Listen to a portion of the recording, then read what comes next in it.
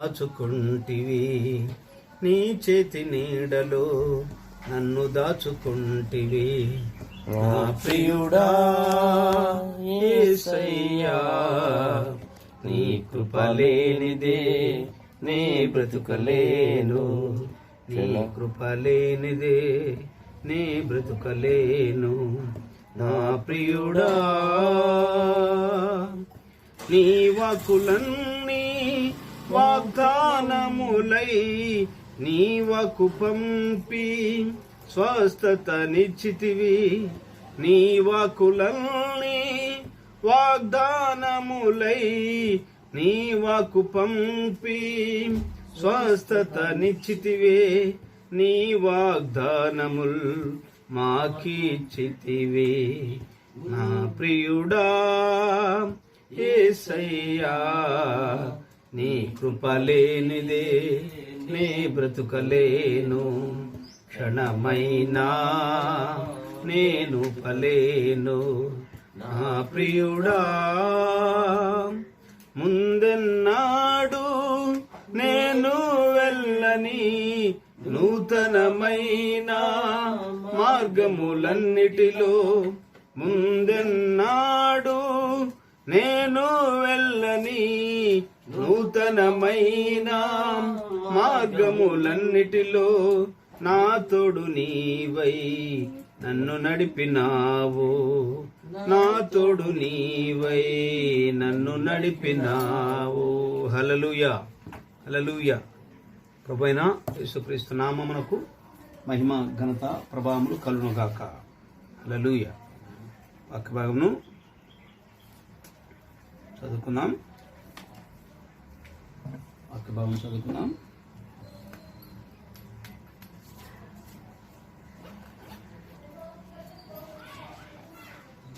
ప్రకటన గ్రంథము నేను చదువుతాను గమనించండి ప్రకటన గ్రంథము మొదటి అధ్యాయము ప్రకటన గ్రంథము మొదటి అధ్యాయము 7వ వచనము చదువుకుందాం 7వ వచనం చదువుకుందాం 1 నుంచి 7 వరకు చదువుకుందాం. యేసుక్రీస్తు తన దాసులకు కనపరుచుటకు దేవుడు ఆయనకు అనుగ్రహించిన ప్రత్యక్షత. ఈ సంగతులు త్వరలో సంభవింపనయ్యున్నవి. ఆయన తన దూత ద్వారా వర్తమానం పంపి తన దాసులైన యోహానుకు వాటిని సూచించాను. అతడు దేవుని వాక్యమును గూర్చి యేసుక్రీస్తు సాక్ష్యమును గూర్చి తాను చూసినంత మట్టుకు సాక్ష్యం ఇచ్చాను. సమయం సమీపించినది గనుక ఈ ప్రవచన వాక్యములు చదువువాడును వాటిని విని ఇందులో వ్రాయబడిన సంగతులను గైకొను వారును ధన్యులు. యోహాను ఆసియాలో ఉన్న 7 సంఘములకు శుభమని చెప్పి వ్రాయినది. వర్తమాన భూత భవిష్యత్ కాలంలో ఉన్నవాని నుండి ఆయన సింహాసనం ఎదుటనున్న 7 ఆత్మల నుండి నమ్మకమైన సాక్షియు మృతుల్లో నుండి ఆది సంభూతుడుగా లేచిన వాడును భూపతులకు అధిపతియునైన యేసుక్రీస్తు నుండి కృపా సమాధానములు మీకు కలుగునుగాక. మనలను ప్రేమించుచు తన రక్తం వలన మన పాపముల నుండి మనల్ని విడిపించిన వానికి మహిమయు ప్రభావమును యుగయుగములు కలుగునుగాక. ఆమెన్. ఆయన మనలను తన తండ్రికి దేవునికి ఒక రాజ్యముగాను యాజకులనుగాను చేసెను. 7వ వచనం. ఇదిగో ఆయన మేఘారూఢుడై వచ్చుచున్నాడు. ప్రతి నేత్రము ఆయనను చూచును. ఆయనను పొడిచిన వారును చూచెదరు. భూజనులందరూ ఆయనను చూచి రొమ్ము కొట్టుకొందరు. అవును. ఆమెన్. ప్రార్థన చేసుకుందాం. వాక్యం నమ్ముతాము. తల నుంచి కళ్ళు మూసుకున్నట్లయితే ప్రార్థన. ఉపలైన తండ్రి జీవాధిపతి యేసయ్యాని ఘనమైన పాదములు స్తోత్రం చెల్లిస్తున్నాం. నీ నామను బట్టి ప్రభా నాయన నీ సన్నిధిలో నాయన మరోసారి మేము వాక్యం ధ్యానం చేసుకోవడానికి మీరు చూపారు. మీకు స్తోత్రం చెల్లిస్తున్నాం నాయన. కీర్తన ద్వారా మీరు మహిమ పొందారు. మా ఇంట్లో చదువుకునే యొక్క వాక్యభావం నాయన మీరు విరచోటించమని ప్రారంభించినాం. పరిస్థితుల ప్రభావం ఏ విధంగా ఉన్నప్పటికీ నాయన మీ సన్నిధిలో నాయన మీ వాక్యం వినడానికి మీరు కృప చూపారు. మీ వందనాలు స్తుతులు స్తోత్రం చెల్లిస్తూ సమస్త మహిమగంత ప్రభావాలు మీరు పొందండి. యేసుక్రీస్తుని దివ్యనామమున అడిగి విడుచు ప్రార్థన చేస్తున్నాము. ఆమె మంచిది. ప్రభువైన యేసుక్రీస్తు నామమునకు మహిమ ఘనత ప్రభావములు కలుగునుగాక. ఆమెన్. మనము గత వారము యొక్క ప్రకటనము ధ్యానం చేసుకున్నాము. ప్రకటన గ్రంథము మొదటి అధ్యాయము జాగ్రత్తగా గమనించినట్లయితే ఈ మొదటి అధ్యాయం అంతా అద్భుతమైన విషయాలు ఉన్నాయి. ప్రవక్త బ్రహ్నాం గారు ప్రకటన మీద యేసుక్రీస్తుకు ప్రత్యక్షత అనే పుస్తకాలు, ఈ మెసేజ్లు 10 మెసేజ్లు ఇచ్చారు ఆయన. 1960 సంవత్సరం డిసెంబర్ 4 నుండి 11 వరకు ఆయన సంఘంలో, జెఫర్సన్విల్ ఇండియానా తన సొంత సంఘంలో ఆయన సభలు ఏర్పాటు చేసి 7 సంఘాల గురించి పరిశుద్ధాత్మ ఆయనకు చెప్పమని ప్రేరేపించినప్పుడు 7 సంఘాల గురించి ఆయన బోధించాడు. తర్వాత వాటిని పుస్తక రూపంలో వ్రాశాడు. ఆ పుస్తక రూపంలో కూడా మన మధ్యలో ఉన్నాయి. 7 సంఘాల గురించి పుస్తక రూపంలో ప్రపంచవ్యాప్తంగా ఉంది. 7 సంఘాలు. ఈ 2 విషయాలు గుర్తుపెట్టుకోవాలి. పోయినసారి మీరు విన్నారు, పోయిన వారం. అయితే గత వారము మనము ప్రకటన గ్రంథము 1వ అధ్యాయము 6 వచనం వరకు ధ్యానం చేసుకున్నాం. అంతేనా? 6 వచనం వరకు మనం ధ్యానం చేసుకున్నాం. 1వ అధ్యాయం ఏంటి? ఆ యొక్క బుక్ మొట్టమొదట యేసుక్రీస్తుకు ప్రత్యక్షత ప్రకటన 1వ భాగంలో పేరా నెంబరు 75 మరోసారి చదువుకున్నాం. అంటే పోయిన వారం చెప్పుకుని మరొకసారి కొంచెం గుర్తు చేసి తర్వాత నా అంశంలోకి వెళ్తాను. ఈ వారము 7వ వచనం గురించి ధ్యానం చేసుకుంటున్నాం మనం.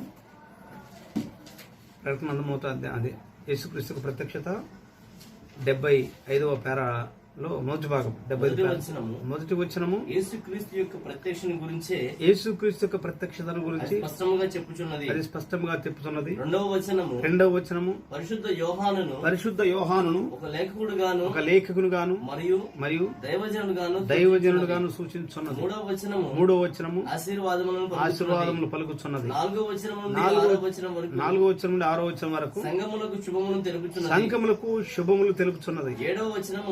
7వ వచనము ఆయన రాకడను గూర్చి ప్రకటించుచున్నది. చాలు. 6 వచనాలు పోయిన వారం ధ్యానం చేసుకున్నాము.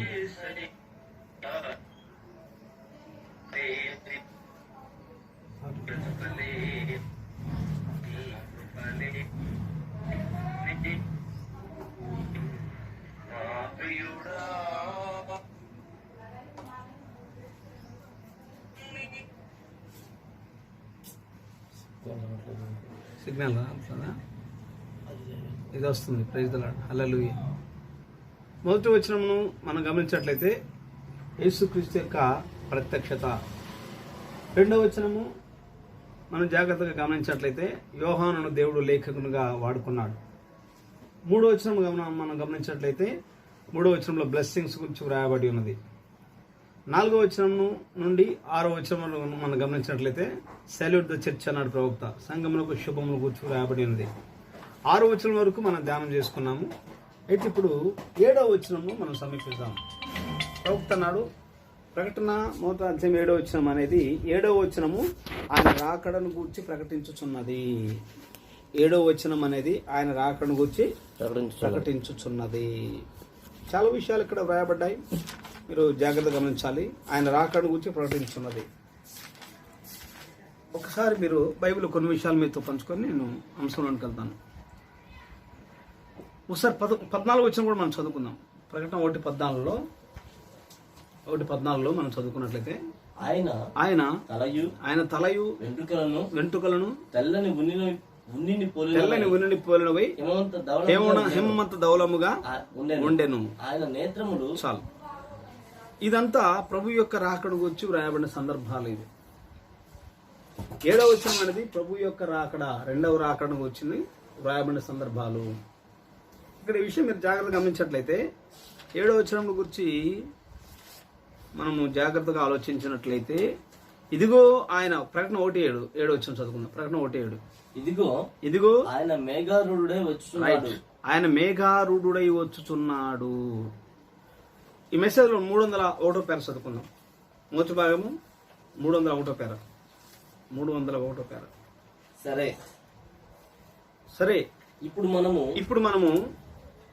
7వ వచనం చూద్దాం. ఇది ఒక ప్రకటింపుగా ఉన్నది. ఆ ప్రకటింపు ఏమనగా, ఇది ఒక ప్రకటన. ఆ ప్రకటింపు ఏదనగా, ఇదిగో ఆయన మేఘారూఢుడై వచ్చున్నాడు. ప్రతి నేత్రము ఆయనను చూచును. ఆయనను పొడిచిన వారును చూచెదరు. భూజనులందరూ ఆయనను చూచి రొమ్ము కొట్టుకొందురు. ఇది మొదటి అధ్యాయము 7వ వచనం కూర్చున్న సందర్భం. అయితే ఇక్కడ ఆయన మేఘారూఢుడై వచ్చున్నాడు. ఏ మేఘారూఢై? 306వ పేర చదువుకున్నాం. 306 పేర. ఇప్పుడు ఆయన ఏ విధముగా వచ్చుచున్నాడు? మేఘారూఢుడై. ఏ విధంగా వస్తున్నాడు? మేఘారూఢుడై వస్తున్నాడు. అవి ఏ రకమైన మేఘములు? మహిమా మేఘములు. వర్షము వచ్చేటప్పుడు ఉరుములు మెరుపులు వాటిలో ఉండు మేఘములు వంటివి కాదు. అటువంటి మేఘాలు కాదు, కానీ మహిమా మేఘములు. పేతురు చాలు. ఏ మేఘము? ఇదిగో ఆయన మేఘారూఢై వచ్చున్నాడు. అంటే ఏ మేఘారూఢై? మహిమ మేఘముతో వచ్చున్నాడు అని వ్రాయబడి ఉంది. 307 పేర కూడా చదువుకుందాం ఒకసారి మనం. 307 పేర. సంఘకాలమును గూర్చి ధ్యానించున్న ఈ వర్తమానమునందు మనము దానిని చూచిదము. దానిని గూర్చి నేను ఆలోచించున్నప్పుడు నా అంతరాత్మలో చెక్కిలి గింతలు పెట్టినట్లున్నదని నేను మీకు చెప్పుచున్నాను. ఎందుకు ఆయన వచ్చుచున్నాడు? మనము జీవిస్తున్న ఈ కాలమును గమనించాలి. మనము జీవించున్న ఈ కాలమును నేను చూస్తున్నప్పుడు ఆయన యొక్క రాకడ తప్ప ఏ నిరీక్షణ మనకు లేదు. అది ఆయన రాకడ తప్ప ఏ నిరీక్షణ మనకు లేదు. ఫైనల్ అల్టిమేట్ మనం జీవిస్తున్న ఈ కాలం బట్టి, ఈ పరిస్థితులను బట్టి, ఈ స్థితిగతులను బట్టి ఇవన్నీ గమనిస్తే మనకు ఆయన రాకడ తప్ప ఏ నిరీక్షణ లేదు అని రాబడింది. మీరు గమనించట్లయితే ఒకసారి ఎందుకు చెప్తున్నా అంటే ప్రకటన 9వ అధ్యాయంలో ఒకసారి చదువుకుందాం. ప్రకటన 9వ అధ్యాయంలో మొదటి వచనం నుండి గమనించినట్లయితే ఐదవ దూత బూర ఊదినప్పుడు ఆకాశము నుండి భూమి మీద రాలిన ఒక నక్షత్రం. ఐదవ బూర ఊదిన సందర్భమున ఆ సందర్భం ఏం రాబడిందంటే 7వ వచనం. ఆ మిడతల రూపములు, ఇక్కడ పాతాళం నుండి కొన్ని మిడతలు వస్తా ఉన్నాయి. ఆ మిడతలు ఎలా ఉన్నాయంటే మిడతల రూపములు యుద్ధమునకు సిద్ధపరచబడిన గుర్రములను పోలి ఉన్నవి. బంగారము వలె మరియు కిరీటములు వంటివి. మొదటి నుంచి చదివితే బాగుంటుంది బ్రదర్. 9వ అధ్యాయం మొదటి నుంచి గమనించండి. ఐదవ దూత బోర ఊదినప్పుడు ఆకాశము నుండి భూమి మీద రాలిన ఒక నక్షత్రం చూచితిని. అగాధం యొక్క తాళపు చెవి అతనికి ఇయ్యబడెను. అతడు అగాధము తెరవగా పెద్ద కొలిమిలో నుండి లేచు పొగ వంటి పొగ అగాధంలో నుండి లేచెను. అగాధంలోని పొగ చేత సూర్యుని వాయుమండలమున చీకటి కమ్మెను. ఆ పొగలో నుండి మిడతలు భూమి మీదకి వచ్చాను. భూమిలో ఉండు తేళ్లకు బలమున్నట్టు వాటికి బలము ఇయ్యబడెను. మరియు నొసళ్ళయందు దేవుని ముద్ర లేని మనుషులకే తప్ప భూమిపైన ఉన్న బైబిల్లో నొసలు అని ప్రత్యక్షత గుర్తుపెట్టుకోవాలి. అయితే దేవుని ముద్రగల ప్రజలు ఈ భూమి మీద ఉన్నారు. వారికి తప్ప భూమిపై ఉన్న గడ్డికైనను ఏ మొక్కలకైనను మరి ఏ వృక్షమునకైనను హాని కలుగు చేయకూడదని ఆజ్ఞ ఇయ్యబడెను. మరియు వారిని చంపుటకు అధికారం ఇయ్యబడలేదు గాని 5 నెలల వరకు బాధించుటకు వాటికి అధికారం ఇయ్యబడెను. వాటి వలన కలుగు బాధ తేలు మనుషులు బాధ వలె ఉండును. ఆ దినములలో మనుషులు మరణమును వెతుకుదురు గాని అది వారికి దొరకదు. సావని ఆశపడుదురు గాని మరణము వారి యొద్ద నుండి పారిపోవును. ఆ మిడతల రూపములు యుద్ధమునకు సిద్ధపరిచిన గుర్రములను పోలి ఉన్నవి. 7వ వచనం గమనించారు. ఆ మిడతలు ఎలా ఉన్నాయంటే యుద్ధమునకు సిద్ధపరిచిన గుర్రముల వలె పోలి ఉన్నవి. బంగారం వలె మెరయు కిరీటములు వంటివి వాటి తల మీద ఉండెను. ప్రభుత్వం వారు చిన్న కరపత్రం విడుదల చేశారు. అది నా దగ్గర ఉంది. మీకు కావాలంటే నేను యూట్యూబ్ లో పంపిస్తాను, వాట్సాప్ లో పంపిస్తాను. ఆ కరపత్రం ఏం రాశారంటే ఇప్పుడున్న కరోనా వైరస్ అనేది ఇది 1960 నుంచే ప్రారంభించబడింది. కరోనా అనేది ఇప్పుడు వరకు కాదు. ప్రభుత్వం వాళ్ళు కరపత్రం రాశారు. 1960లోనే ఇది ప్రారంభించబడింది. తర్వాత చాలా వైరస్ గా అది రూపుదిద్దుకుంటూ వచ్చింది. తర్వాత ఇటీవల దాన్ని చైనా వాళ్ళ నుండి అది వుహాన్లో నుండి అది వచ్చింది మనకు మంచిది. అయితే దాని సూక్ష్మ దృష్టి దాని జాగ్రత్త చూస్తే ఆ కరోనా ఎలా ఉందంటే ఒక కిరీటం ఆకారంలో ఉన్నది. ఆ కరోనా వైరస్ ఒక కిరీటం ఆకారంలో చూశారనమాట. ఏమిటా కిరీటము అంటే ఇక్కడ మనం చదువుకున్న 7వ వచనంలో అన్ని బైబిల్లో నెరవేర్పు అనమాట. ఆ మిడతల రూపములు యుద్ధమునకు సిద్ధపరచబడిన గుర్రములు పోలి ఉన్నవి. బంగారం వలె మెరయు కిరీటముల వంటివి వాడి తలల మీద ఉండెను. అది ఈ మిడతలు అదృశ్యమైన మిడతలు. ఈ మిడతలు, ఈ గుర్రములు అదృశ్యంగా కనపడే శక్తులు. ఇవన్నీ ప్రకృతి సంబంధం కనపడే కాదు, బహిరంగ కనపడే కాదు. కానీ ఇప్పుడు మనమంతా ప్రపంచమంతా దేని మీద పోరాటం చేస్తుంది? అదృశ్యం కనపడుతున్న ఒక శక్తి మీద. ఇవి కూడా అదృశ్య శక్తులు. ఇవన్నీ ఈ గుర్రములు అంటే అక్షరార్థ పెద్ద గుర్రాలు వస్తాయి కాదు, కానీ అదృశ్యంగా జనాల మీద దాడి చేస్తున్న శక్తులు.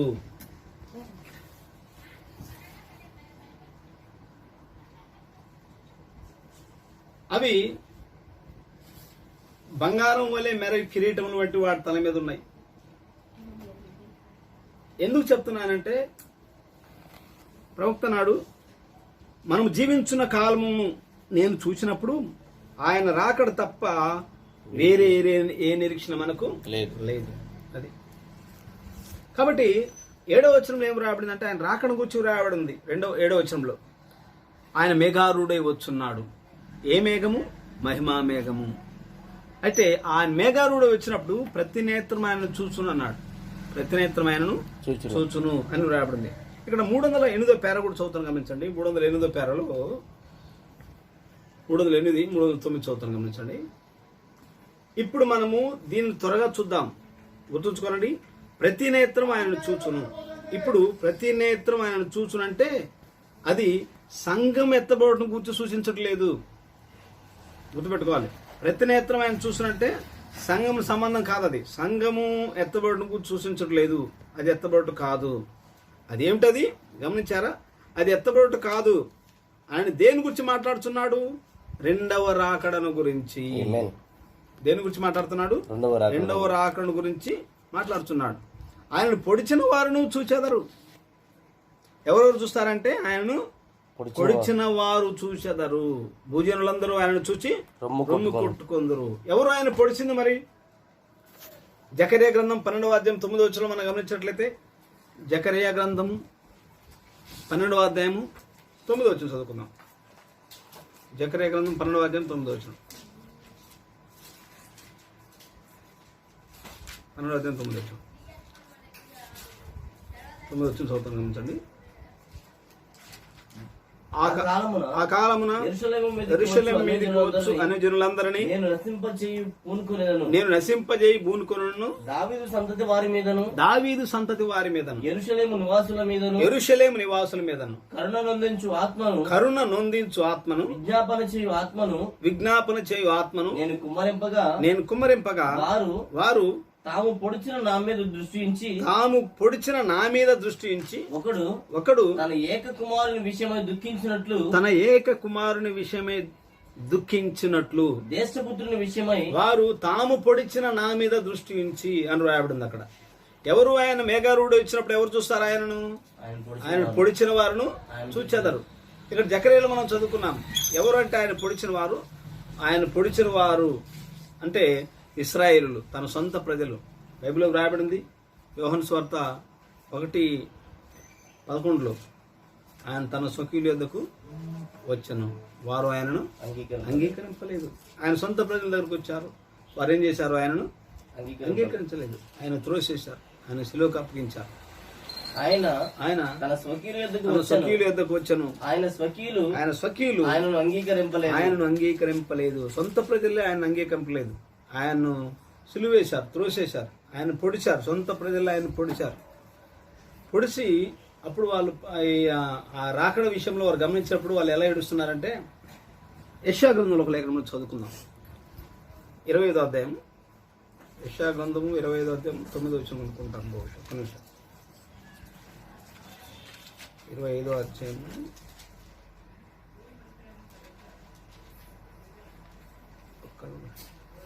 ఆ దినంలో జనులు ఇలాగా అందరూ 9వ వచనం. Very good. 29 యెషయా గ్రంథం 25వ అధ్యాయం 9వ వచనం. 25:9. ఆ దినమున జనులు ఇలాగందరూ ఇదిగో మనల్ని రక్షించునని మనము కనిపెట్టుకుని ఉన్న మన దేవుడు మనము కనిపెట్టుకున్న యెహోవా ఈయనే. ఆయన రక్షణను బట్టి ఆ దినంలో జనులు ఇలాగ అంటారంట. అంటే రెండవ రాకడప్పుడు ప్రభు ఇశ్రాయేలుకు తను బయలుపరుచుకున్న ఆ సమయమున అప్పుడు ఆ సొంత ప్రజలు ఆయన గుర్తించినప్పుడు అప్పుడు అనుకుంటారు, ఇదిగో మనల్ని రక్షించునని మనం కనిపెట్టుకుని ఉన్న మన దేవుడు ఈయనే అని రాయబడింది. అంటే ఆ యెహోవాయే ఈయన అని యూదులు గుర్తిస్తూ ఉంటారు. కాబట్టి వారు తాము పొడిచిన నా మీద దృష్టి ఉంచుతారు అని రాయబడింది. ఇదిగో ఆయన మేఘారుడే వచ్చున్నాడు. ఏ మేఘము? అది మహిమా మేఘము. అయితే ఆయన ఎక్కడికి వస్తున్నాడు? తన ప్రజలైన ఇశ్రాయేలు దగ్గరికి వస్తున్నాడు. కాబట్టి వారు ఏం చేశారు? ఈ గాయాలు ఎక్కడి ప్రభువా అని అన్నప్పుడు, ఇవి నా సొంత ఇంట్లో సొంత ప్రజల మధ్యలో ఉన్నప్పుడు కలిగిన గాయాలు అని రాయబడింది. 316 చదువుకుందాం. 316 పేర యేసు యొక్క రెండవ రాకడ యందు 316 మొదటి భాగము యేసుక్రీస్తుకు ప్రత్యక్ష మొదటి భాగము 316 పేర. యేసు యొక్క రెండవ రాకడ యందు మహిమా మేఘములలో ఆయన వచ్చినప్పుడు ఏమి సంభవించును? తాము పొడిచిన ఆయన వైపు యూదులు చూచుదురు. అది ఒకప్పుడు త్రోసేశారు. ఆ పొడిచిన యూదులు అప్పుడు చూస్తారు. వారు ఆయన వైపు చూచి వేరొక వచనమునందు వారు ఆయన వైపు చూస్తూ ఈ విధంగా అడిగినట్లుగా ఉన్నది. వారు ఆయన వైపు చూచి ఈ గాయములు ఎక్కడున్నాయి ప్రభువా అని అంటారు. అంటే ఎప్పుడైతే ప్రభు తన రెండవ రాకడలో తన ప్రజలకు బయలుపరుచుకుంటున్నారో అప్పుడు యూదులు అంటారు, ప్రభువా ఈ గాయాలు ఎక్కడవి అంటే ఆయన ఏమన్నాడు? ఆయన 317 పేర ఆయన ఇవి నా స్నేహితుల ఇంటిలో జరిగినవి అని చెప్పాను. నా స్నేహితుల ఇంటిలో అంటే నేను సొంత ప్రజల దగ్గరకు వచ్చినప్పుడు నా సొంత ప్రజలే ఆయన నన్ను త్రోసేశారు. యూదులు కొట్టినందువలన, యూదులు శిలువకు అప్పగించినందువలన, రోమీలు కొట్టినందువల్ల దెబ్బలు చనిపోలేదు. ఆయన గుండె వేదన చెంది నా సొంత ప్రజల దగ్గరకు వస్తే సొంత ప్రజలే నాకు ఇలా చేశారని వేదన చెంది చనిపోయాడు. ఆయన గుండె ప్రజలే చనిపోయాడు. ఆయన నా సొంత ప్రజల దగ్గరికి వస్తే ఇలా చేశారు అని చెప్పుకుంటూ వచ్చాడు ఆయన. ఒకసారి అపోస్తుల కార్యంలో 1వ అధ్యాయం చదువుకున్నాం. అపోస్తుల కార్యం 1వ అధ్యాయం 1:11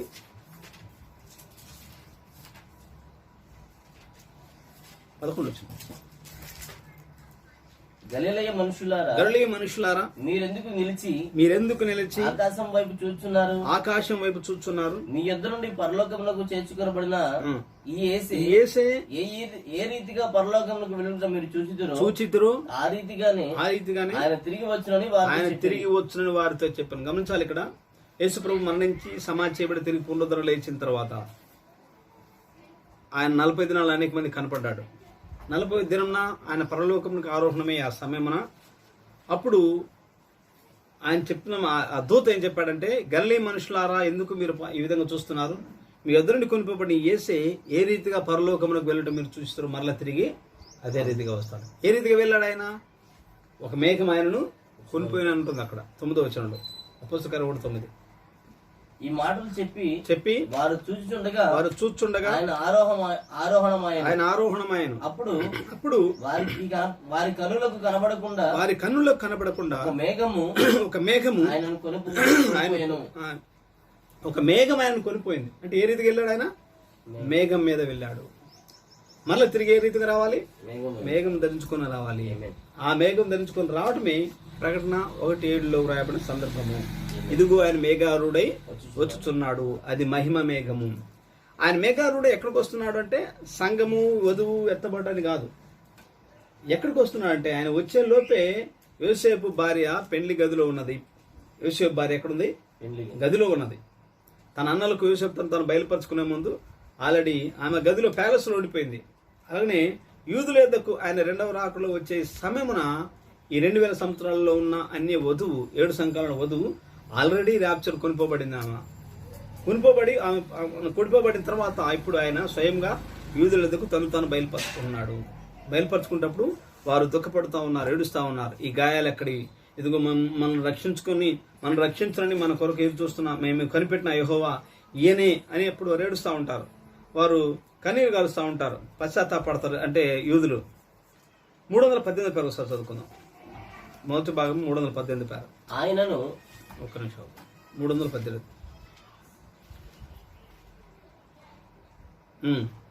ఆయనను మెస్సియాగా అంగీకరించుటకు తిరస్కరించిన యూదులకు అది దుఃఖ దినముగా ఉండును. అది వారికి మాత్రమే కాదు గాని ఆయన అంగీకరించుటకు లేదా ఈ దినము ఈ దినం యొక్క మెస్సియాగా ఆయనను తిరస్కరించిన లేదా విడువబడిన అన్ని జనులకు కూడా అది దుఃఖ దినముగా ఉండును. వారు ప్రలాపించుచు మరియు ఏడ్చెదరు, నిద్రించున్న కన్యకలు ప్రలాపించెదరు. అది ఎవరో కాదు గాని వాళ్ళ దివిటీలకు కొనుటకు తిరస్కరించిన సంగమునకు సాదృశ్యంగా ఉన్నది. అది యూదులకు అది దుఃఖదినంగా ఉంటుంది. ఆయన త్రోసివేసిన బుద్ధి లేని కన్యకలు కూడా దుఃఖదినంగా ఉంటుంది. రెండు విషయాలు ఇక్కడ. ఒకటి యూదులకు దుఃఖదినంగా ఉంటుంది, రెండోది ఆయన త్రోసివేసిన బుద్ధి లేని కన్యకలకు అది దుఃఖదినంగా ఉంటుంది. యెషయా గ్రంథంలో లేఖనం ఉంది వారికి. 60వ అధ్యాయం 20వ వచనం. యెషయా గ్రంథం 60వ అధ్యాయం 20వ వచనం. యెషయా గ్రంథం 60వ అధ్యాయం 20వ వచనం. 60వ అధ్యాయం 20వ వచనం. నీ సూర్యుడికను అస్తమింపడు, నీ చంద్రుడు క్షీణింపడు. యెహోవాయే నీకు నిత్యమైన వెలుగుగా ఉండును. నీ దుఃఖ దినములు సమాప్తములగును. ఇప్పుడు చెప్తున్నాడు దేవుడు ఆయన యూదులకు, నీ దుఃఖ దినములు 7 దుఃఖ దినములు సమాప్తములు అంటే ఈ ప్రకటన 1:7 ఆయన ఎప్పుడైతే ఆయన మేఘారూఢై తన ప్రజలైన ఇశ్రాయేలు ఎదుకు వస్తున్నాడో, వారు ఎప్పుడైతే ఆయన గుర్తిస్తా ఉన్నారో ఈ గాయాలు ఎక్కడి ప్రభా అని అడిగినప్పుడు ఇవి నా సొంత ఇంట్లో కలిగిన గాయాలు అన్నప్పుడు అప్పుడు వారు దుఃఖపడతా ఉంటారు. ఇదిగో మనల్ని రక్షించరని మనం కనిపెట్టుకున్న యెహోవా ఈయనే కదా అని ఏడుస్తూ ఉంటారు జకర్యా గ్రంథం 12వ అధ్యాయం ప్రకారం. అప్పుడు అన్నాడు ఆయన, మీ దుఃఖ దినములు సమాప్తములగును. వారి దుఃఖ దినములు అక్కడ సమాప్తములైతాయి. ఇక్కడ ఇదిగో ఆయన మేఘారూఢై వచ్చున్నాడు. ఇక్కడ జాగ్రత్తగా గమనించాలి. మేఘారూఢై వచ్చినప్పుడు అది కరెక్ట్ గా ఆ లేఖన నెరవేర్పు ప్రకటన 10వ అధ్యాయంలో ఎదుకు రావాలి. మనము ప్రకటన 10వ అధ్యాయం వచ్చిన ప్రకటన 10వ అధ్యాయం వచ్చిన బలిష్ఠుడైన వేరొక దూత పరలోకం నుండి దిగి వచ్చుట చూచి ఆయన మేఘము ధరించుకొని ఉండెను. ఆయన శిరస్సు మీద ఒక్క నిమిషం. ఈ ప్రకటన 1:7 ఉన్న మేఘారుడై వచ్చున్నాడు అనే లేఖనము ప్రకటన 10వ అధ్యాయం 1వ వచనం సంబంధించినది.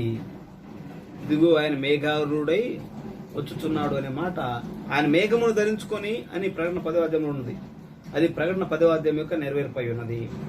మరి ఆయన మేఘం ధరించుకొని వచ్చేటప్పుడు భూమి మీద ఎవరు ఉండాలంటే 7వ వచనం, ప్రకటన 10వ అధ్యాయం 7వ వచనం.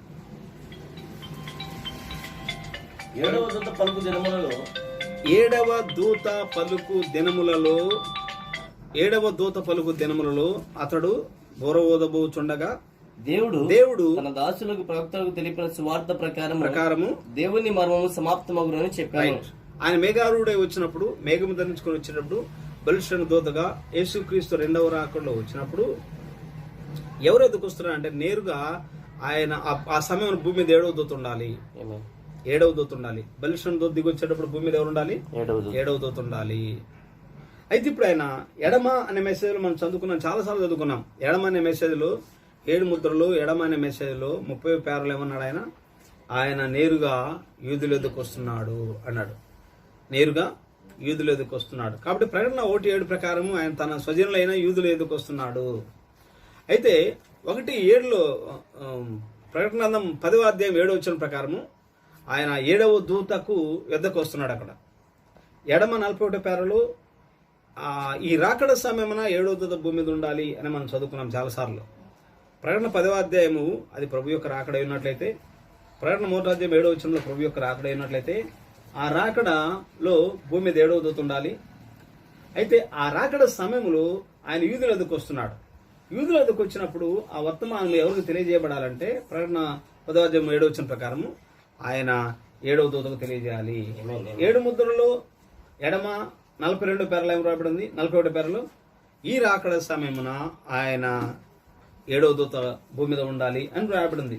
7వ దూత భూమి మీద ఉండాలి.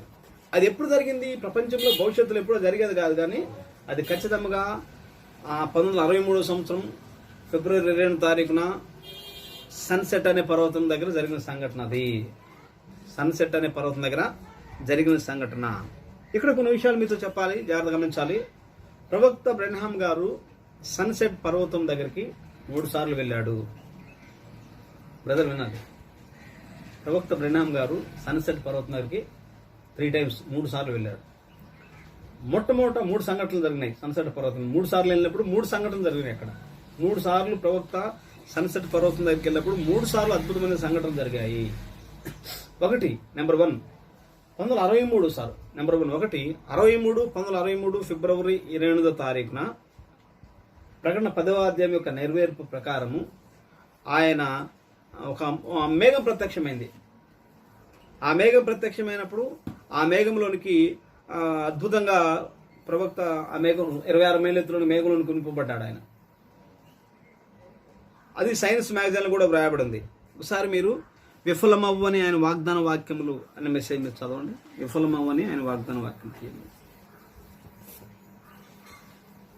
విఫలమవ్వని ఆయన వాగ్దాన వాక్యంలో, విఫలమవ్వని ఆయన వాగ్దాన వాక్యంలో పేర నెంబర్ 81. పేర నెంబర్ 81 ఉందా బుక్? 81 పేర. ప్రభువు ఆజ్ఞను బట్టి మేము అరిజోనాకు వచ్చినప్పుడు నా దగ్గర ఆ చిన్న చిత్రం ఉన్నది. దీనిని వార్తాపత్రికలో మీరు చూశారు. వార్తాపత్రికలలో ఎలా ప్రచురించారు ఈ మధ్యాహ్నం ఒక వ్యక్తికి చూపించాను. నేను ఈ ప్రసంగ వేదిక మీద నిలబడి ప్రతి వ్యక్తికి చెప్పాను. ప్రభు ఇలా సెలవిచ్చున్నాడు. కార్యం జరగబోతున్నది. తుసాన్కు ఉత్తరం వైపుగా 7 దూతల నక్షత్ర రాశి నన్ను సంధించుటం నేను చూశాను. అది మీకు జ్ఞాపకం ఉన్నదా? కొన్ని సంవత్సరముల క్రితము నేను దాన్ని చెప్పినప్పుడు ఉన్నవారు ఇక్కడ ఎంతమంది ఉన్నారు? మంచిది. అది ఖచ్చితంగా ఆ విధంగానే ఎలా జరిగిందో నేను మీరు ఎరుగుదురు. కింద పేర కూడా వార్తాపత్రికలు కూడా ఆ చిత్రం ప్రచురించాయి. 27 మైళ్ళ లైఫ్ మ్యాగజైన్ లో ప్రచురించబడ్డాయి, సైన్స్ మ్యాగజైన్ లో ప్రచురించబడ్డాయి.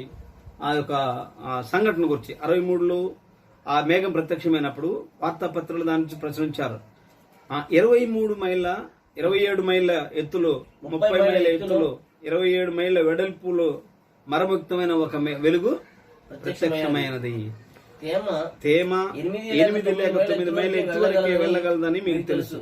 అది ఏమిటో వారు దాన్ని కనిపెట్టలేకపోయారు. నేను దానిని గూర్చి ఒక్క మాట కూడా చెప్పలేదు. దాన్ని అలాగే విడిచిపెట్టాను. ఎందుకనగా దాని గురించి చెప్పుట వలన కలిగే మేలు నాకు తెలియదు. యేసు చూడు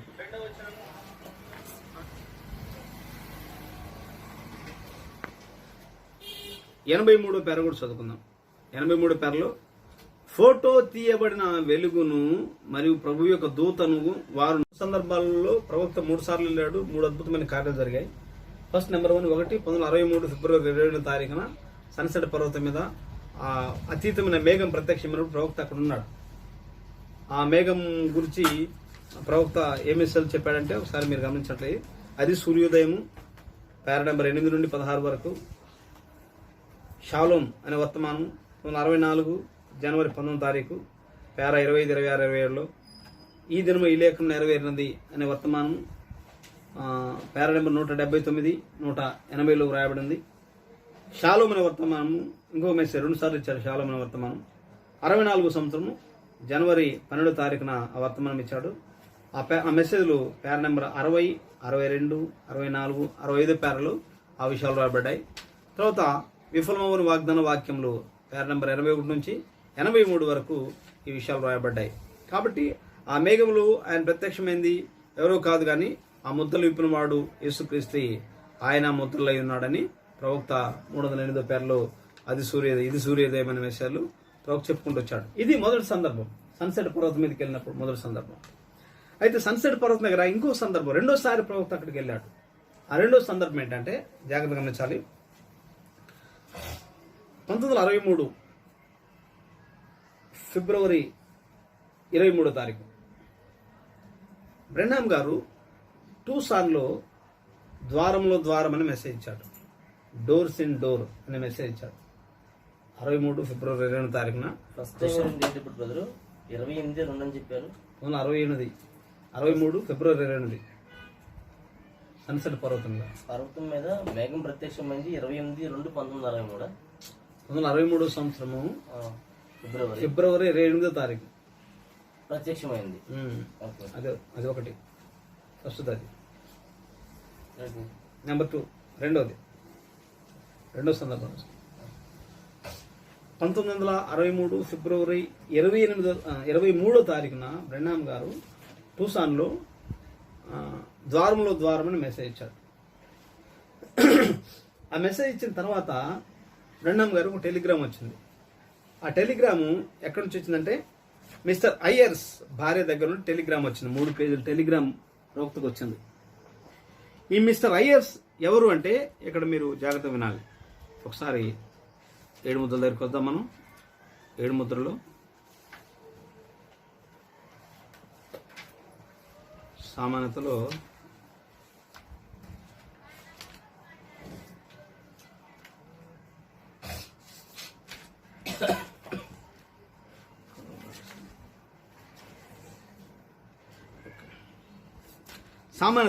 ప్రవక్త చెప్పాడు. 7 ముద్రలు సామాన్యతలో ఆయన రైట్ 345 పేరు నుండి మీరు జాగ్రత్త గమనిస్తే సామాన్యత 345 నుండి 360 వరకు ఇక్కడ ఒక సందర్భం ఉంది.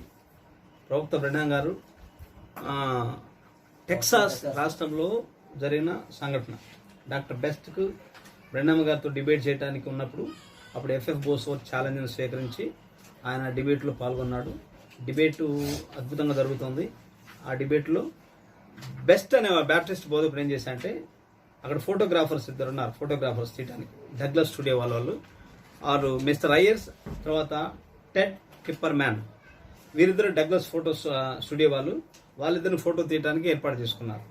అయితే ఈ యొక్క బెస్ట్ అనే బ్యాప్టిస్ట్ ప్రీచర్ వాళ్ళకి ముందుగా సలహా ఇచ్చాడు. ఏం చెప్పాడంటే నేను ఆ బోధకునితో ముక్కు మీద చేయి పెడతాను, ఇట్లా గుద్దినట్టు పెడతాను, ఆ ఫోటోలు తీయండి అని అంతర్గతంగా మోసయుక్తంగా చెప్పాడు. తర్వాత వాళ్ళు 6 ఫోటోలు తీశారు. ఆ ఫోటోలు అవన్నీ కాలిపోయాయి. చివరిన ప్రవక్త బ్రెన్హామ్ గారు వచ్చినప్పుడు ఆయన మీద అగ్నిస్తంభం, తల మీద అగ్నిస్తంభం కనబడింది. అది ఆ సందర్భం, అది మీకు తెలుసు. అయితే ఇక్కడ మిస్టర్ అయ్యర్స్ అనే ఆయన Roman Catholic, mister Ted Kipperman ఆయన యూదుడు. మిస్టర్ అయ్యర్స్ అనే ఆయన ఆర్సిఎం రోమన్ కథోలిక్. అయితే ఈ టెడ్ కిప్పర్ మ్యాన్ యొక్క చెల్లెలను అయ్యర్స్ చేసుకున్నాడు. అంటే ఆమె కూడా యూదురాలే. టెడ్ కిప్పర్ మ్యాన్ యూదుడు, ఆయన చెల్లెలు ఎవరు మరి? యూదులే కదా. అంటే యూదురాలను అయ్యర్స్ చేసుకున్నాడు, మిస్టర్ అయ్యర్స్ చేసుకున్నాడు. మిస్టర్ అయ్యర్స్ ఎవరంటే రోమన్ కథోలిక్ అన్నమాట. కాబట్టి వాళ్ళిద్దరు కలిసి అలా ఉన్నారు. అయితే ఒకసారి టెడ్ కిప్పర్ మ్యాన్ యొక్క కుమారుడు చనిపోయాడు. ఒక నేరం చేసి గవర్నమెంట్ వాళ్ళు ఏం చేశారు, అతనికి శిక్ష వేశారు. అది ఉరిశిక్ష. ఈ ఉరిశిక్ష వేసినప్పుడు ఆ సమయమున బ్రెన్హామ్ గారికి ఈమె అయ్యర్స్ యొక్క భార్య టెలిగ్రామ్ పంపించింది. అయ్యా పలానా మా అన్నయ్య కొడుకు సాబ్రతుకుల మధ్యలో ఉన్నాడు, చనిపోతున్నాడు, ఉరిశిక్ష వేశారు, మీరు మా సాయం చేయాలి అని కోర్టులో మాట్లాడాలి, గవర్నర్తో మాట్లాడాలని చెప్పినప్పుడు అప్పుడు బ్రెన్హామ్ గారు ఆ టెలిగ్రామ్ చూసి వెంటనే ఆయన ఏం చేశాడంటే అక్కడికి వెళ్ళటానికి రెడీగా అయ్యాడు. వాస్తవానికి ఏంటంటే ఆ సంవత్సరము 1963 సంవత్సరము మార్చి నెల 1 నుంచి 10 వరకు అక్కడ జావెలిన్ అనే ప్రాంతంలో ఒక అడవి పందుల వేట జరుగుద్ది. అది పర్మిషన్ ఇచ్చారు గవర్నమెంట్ వాళ్ళు. ఆ పందుల వేటకు వెళ్ళాలని ప్రవక్త ఆ పనిని జస్ట్ అట్లా పోస్ట్పోన్ చేసుకొని ఇక్కడికి వెళ్ళాడు. 1963 సంవత్సరం మార్చి నెల 3వ తారీఖున బ్రెన్హామ్ గారు బిల్లీ పాలను తీసుకొని టూసాన్ నుండి టెక్సాస్కి వెళ్ళాడు కారులో. 63 మార్చి నెల 3వ తారీఖున బిల్లీ పాల్తో పాటు టూసాన్ నుండి టెక్సాస్కి వెళ్ళాడు, హూస్టన్ టెక్సాస్. 4వ తారీఖున 1963 మార్చి 4వ తారీఖున టెడ్ కిప్పర్ మ్యాన్ కలిశాడు. టెడ్ కిప్పర్ మ్యాన్ ఎవరు? ఒక యూదుడు. ఎప్పుడైతే టెడ్ కిప్పర్ మ్యాన్ కలిశాడో టెడ్ కిప్పర్ మ్యాన్ వచ్చి బ్రెన్హామ్ గారిని క్షమాపణ కోరాడు. ఏడ్చాడు, అయ్యా సారీ బ్రెన్హామ్ గారు, నన్ను క్షమించండి, నేను మీ ఎడల చాలా తప్పు చేశాను, ఆ యొక్క బెస్ట్ చెప్పిన దాన్ని బట్టి మేము చేశాము, తర్వాత మేము మీ గురించి చెడు ప్రచారం కూడా చేశాము. Mister Ayers Ted Kipperman Brenham గారి గురించి చాలా చెడు ప్రచారం చేశారు, మేము చెడు ప్రచారం చేశాము, మమ్మల్ని క్షమించండి అని క్షమాపణ కోరుకున్నారు. ఆ తర్వాత అదే రోజు 4వ తారీఖు బ్రెన్హాం గారు గవర్నర్ని కలిశారు. గవర్నర్ని కలిసి గవర్నర్తో బ్రెన్హాం గారు ఏం మాట్లాడాడంటే, అయ్యా గవర్నర్ గారు, ఈ ప్రపంచంలో ఏ వ్యక్తి కూడా ఒక మనిషిని చంపడానికి అధికారం లేదు. ఈ బైబిల్ ప్రపంచంలో మొట్టమొదట బైబిల్ గ్రంథం రాయబడింది, మొట్టమొదట సొంత అన్న తన తమ్ముడిని చంపాడు. అదెవరు? కయ్యూను హేబేలును చంపాడు. అయితే దానికి ప్రతిఫలముగా దేవుడు మరలా కయ్యూను చంపలేదు, ఒక గుర్తేసి వదిలేశాడు. అలాగనే ఈ మా సహోదరుడు కుమారుడు చేశాడు, నేరం ఏది చేశాడు, అతన్ని మీరు చంపొద్దు. ఎంతోమంది డబ్బులు ఉన్న వాళ్ళందరూ ఏం చేశారంటే గొప్ప గొప్ప లాయర్లు పెట్టుకొని గొప్ప నేరాలు చేస్తా ఉన్నా వాళ్ళు తప్పించుకొని వెళ్ళిపోతున్నారు. కానీ జైలులో కుంగిపోయే వాళ్ళు జైల్లో తప్పించుకోలేక, లాయర్లు పెట్టుకోలేక ఇటువంటి శిక్షలకు గురయ్యే వాళ్ళు ఎవరంటే పేదలే, సామానులే అని బ్రెన్హాం గారు ఆ యొక్క గవర్నర్ చెప్పినప్పుడు, అప్పుడు గవర్నరు బ్రెన్హాం గారు చెప్పిన ఆ యొక్క వివరణ, ఆ హేతుబద్ధమైన వివరణ ఆయనకు నచ్చింది. వెంటనే ఆ పిల్లవానికి మరణశిక్షను తప్పించి జీవిత ఖైదీగా మార్చారు. శత్రువులు వాళ్ళు వాస్తవానికి టెడ్ కిప్పర్మ్యాన్, హయ్యర్స్ బ్రెన్హాం గారి మీద ఎంతో చెడు ప్రచారం చేశారు. కానీ ప్రవక్త వారికి వెళ్ళి ఆయన వారికి న్యాయం చేశాడు. ఆ రోజు 4వ తారీఖు మళ్ళా నైట్ ఆ సిటీలో ఒక మీటింగ్ జరిగింది. ఆ మీటింగ్ అయిపోయింది. వెంటనే 5వ తారీఖు ప్రవక్త టెక్సాస్ నుండి బ్రెన్హాం గారు ఏం చేసిండు, బిల్లీ పాల్ను నువ్వు జెఫర్సన్ విల్ ఇంటికి వెళ్ళమని చెప్పాడు. ఆ తర్వాత 5వ తారీఖు బ్రెన్హాం గారి దగ్గర 2 వ్యక్తులు ఉన్నారు, గుర్తుపెట్టుకోవాలి. ఒకటి జీన్ నార్మన్, రెండోది ఫ్రెడ్ సాత్మన్. జీన్ నార్మన్, ఫ్రెడ్ సాత్మన్, వీళ్ళిద్దరు పేర్లు గుర్తుపెట్టుకోవాలి. వీళ్ళిద్దరిని తీసుకొని ప్రవక్త 1963 మార్చి 5వ తారీఖున టెక్సాస్లో నుండి ఆయన అక్కడికి మళ్ళా టూసాన్కి వచ్చారు. టూసాన్ అనే ప్రాంతము అది అది బ్రెన్హాం గారు ఉన్న ప్రాంతం అన్నమాట, టూసాన్ ప్రాంతం. 5వ తారీఖు వచ్చారు. 6వ తారీఖు టెడ్ కిప్పర్మ్యాన్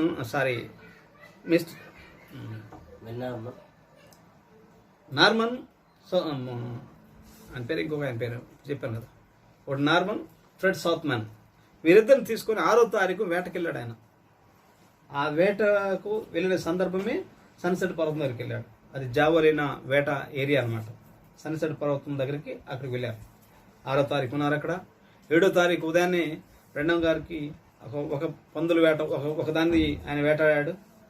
అయితే ఈ నార్మన్కు ఫ్రెడ్ సాత్మన్కు ఆ వేటలో ఏం దొరకలేదు.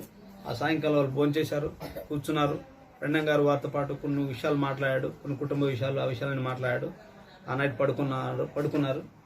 ఉదయాన్నే మనం వేటకెళ్దామని చెప్పాడు. అయితే మీరు సమీపంలో ఇక్కడే ఒక మైలు దూరంలో ఈ ఏరియాలో వేట చేయండి అని చెప్పారు. ఆ తర్వాత 1963 సంవత్సరం మార్చి నెల 8వ తారీఖు గుర్తుపెట్టుకోవాలి. మార్చి నెల 8వ తారీఖు ఉదయకాల సమయంలోని ప్రవక్త ఆయన ఒక్కడు ఒంటరిగా లేచి ఆ పర్వతం మీదకి వెళ్ళాడు. అది చాలా ఎత్తుగా ఉంది. ఆయన నడుచుకుంటూ ఆ పర్వతం ఎక్కాడు.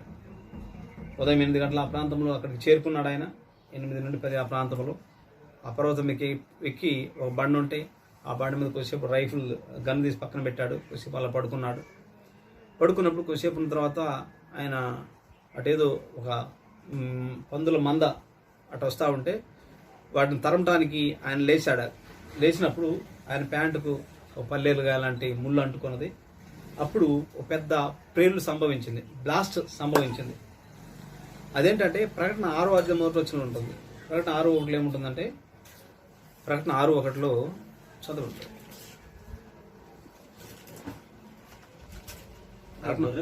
ఆ గొర్రె పిల్ల 7 ముద్రలలో మొదటి దాన్ని విప్పినప్పుడు నేను చూడగా ఆ 4 జీవులలో ఒకటి రమ్ము అని ఉరుము వంటి స్వరంతో చెప్పుడు వింటిని. ఉరుము వంటి స్వరము.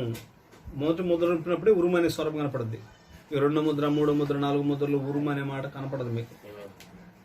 మొదటి ముద్ర విప్పినప్పుడే, గొర్రె పిల్ల విప్పినప్పుడు ఉరుము వంటి స్వరము కనబడింది.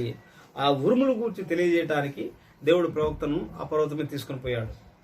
వీళ్ళేమో అక్షరార్థం ఏదో వేటకన్నట్టుగా దేవుడు తీసుకెళ్ళి అక్కడ వాళ్ళు వెళ్ళారు. కానీ దేవుని ప్రణాళిక ప్రకారము ఆయన ఆ పర్వతం మీద ఉన్నప్పుడు ఒక పల్లేరుగాయ లాంటిది ఆయన ప్యాంటుకు అందుకున్నప్పుడు ఆ పెద్ద బ్లాస్ట్ సంభవించింది. ఆయన ఎగిరి పడ్డాడు. 5 మైళ్ళు ఎత్తున జస్ట్ అట్లా 5 మీటర్ల ఎత్తున ఎగిరి కింద పడ్డాడు. ఆయన అనుకున్నాడు ఎవరో నన్ను కాలుస్తున్నారేమనుకున్నాడు.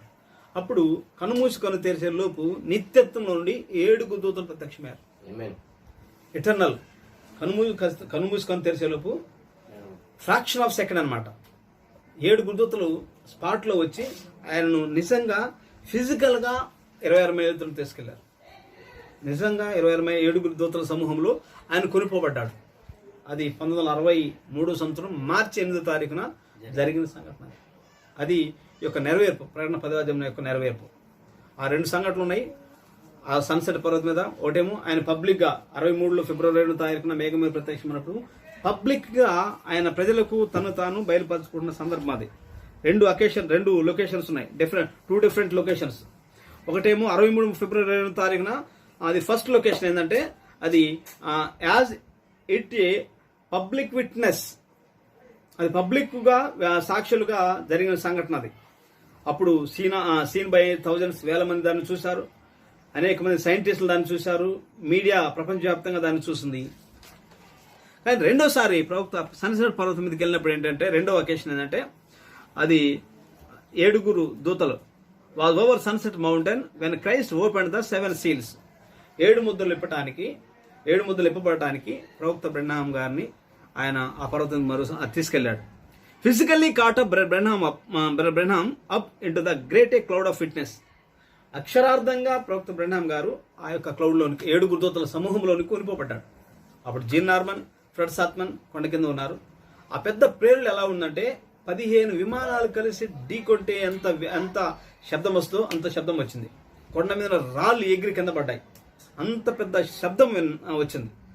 నార్మన్, ఫ్రెడ్ సాత్మన్ అన్నారు, మా జీవితంలో ఇటువంటి పెద్ద శబ్దాన్ని ఎప్పుడు వినలేదు. ఈ ప్రాంతానికి చాలాసార్లు మేము వేటకు వచ్చాము, వినలేదని చెప్పారు. అప్పుడు ఆ 7 దూతల సమూహం ఉన్నప్పుడు అప్పుడు ప్రవక్త అన్నాడు, ఇటువైపు 3 దూతలు ఉన్నాయి, మీరు 7 ముద్రలు చదివితే చెప్తారు, కనిపిస్తూ ఉంటాయి అక్కడ.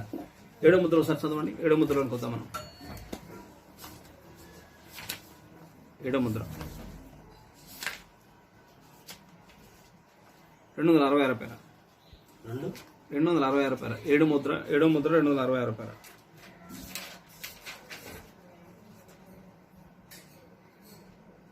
నేను అరిజోనాకు వెళ్ళవలనని ఇక్కడ నుండి బయలుదేరి వెళ్ళినప్పుడు దూతల యొక్క సముదాయం యొక్క దర్శనము మీకు గుర్తున్నదా? సంఘం ఆమెను చెప్తున్నది. మీకు గుర్తున్నదా? అయ్యలారా ఇది ఏ సమయము? మీకు గుర్తున్నదా? అది మీకు గుర్తున్నదా? గమనించండి. అక్కడ ఒక గొప్ప ఉరుము భయంకరంగా ఉరిమేను. మరి 7 దూతలు ప్రత్యక్షమైరి. అది సరియా? ఒక ఉరుము ప్రేలినట్టు ఉరిమేను. 7 దూతలు ప్రత్యక్షమైరి. గమనించాలి. ప్రవక్త బ్రెన్హాం గారు జెఫర్సన్ విల్ ఇండియాలో సంఘంలో బోధిస్తా ఉన్నాడు కదా. అయితే సడన్ గా 7 ముద్రల ప్రత్యక్షతను బయలుపరచడానికి దేవుడు ఏం చేశాడంటే నువ్వు పశ్చిమ ప్రాంతానికి వెళ్ళమన్నాడు, వెస్ట్కి వెళ్ళమని చెప్పాడు. పశ్చిమ ప్రాంతం అనేది వెస్ట్ అనేది ప్రోగ్రెసివ్. ప్రవక్త బ్రెన్హాం గారు చిన్నప్పుడే ఆయన పశ్చిమకి వెళ్ళాలి అని ఆశ ఆయనకు ఉన్నది. ఆ తర్వాత ఆయన బస్సులో ప్రయాణం చేస్తున్నప్పుడు ప్రవక్త బ్రెన్హాం గారు బస్సులో ప్రయాణం చేస్తున్నప్పుడు ఒక ఆస్ట్రాలజర్ ఖగోళ శాస్త్రజ్ఞురాలు బ్రెన్హాం గారిని చూసి, అయ్యా నువ్వు ఒక పశ్చిమ ప్రాంతంలో ఒక వెలుగు నిన్ను వెంటాడుతున్నది అని చెప్పింది ఆమె. తర్వాత ఒక ఎరుకల స్త్రీ బ్రెన్హాం గారు ఒక క్రిస్మస్ సందర్భమున తన స్నేహితులతో కలిసి ఒక మార్కెట్కి వెళ్ళినప్పుడు ఒక ఎరుకల స్త్రీ ఆయన పిలిచి, యా ఇలా రా, నువ్వు ఒక వెలుగు నిన్ను వెంటాడుతుంది, పశ్చిమ ప్రాంతాన్ని వెళ్ళవలసి ఉన్నావు అని చెప్పారు. ఆ తర్వాత అయ్యలారా ఇదే నా సమయం వర్తమాన ప్రవక్త చెప్పినప్పుడు 1962లో 30వ తారీఖున డిసెంబర్ 30వ తారీఖు ఆ వర్తమానం చెప్పినప్పుడు అందులో 6 కళ్ళు వచ్చాయి. 6 కళ్ళు కూడా పశ్చిమ అనే సందర్భం ఉంటుంది. అంటే బ్రెన్హాం గారు పశ్చిమమునికి వెళ్ళాలి అంటే అర్థం ఏంటంటే బ్రెన్హాం గారు జెఫర్సన్ విల్ నుండి పశ్చిమమునకు వెళ్ళాలి. పశ్చిమ అంటే అరిజోనా రాష్ట్రము. ప్రపంచ పటమును మీరు గమనించినట్లయితే ప్రపంచంలోనే అమెరికా సౌత్న ఉంటుంది, పశ్చిమమున ఉంటుంది. అయితే అమెరికాకు పశ్చిమమున అరిజోనా రాష్ట్రం ఉంటుంది. అరిజోనా రాష్ట్రంలోనే టూసాన్ అనే ప్రాంతం ఉన్నది.